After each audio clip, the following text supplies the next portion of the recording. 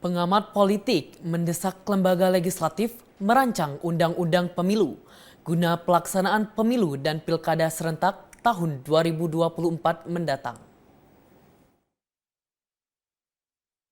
Pemilihan umum dan pemilihan kepala daerah akan dilaksanakan serentak di seluruh Indonesia pada tahun 2024.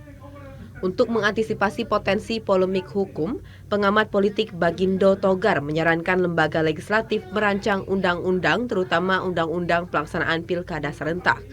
Hal ini dikarenakan administrasi masa jabatan sejumlah kepala daerah di Indonesia, termasuk di Provinsi Sumatera Selatan, belum berakhir pada tahun 2024, ataupun telah berakhir sebelum tahun 2024.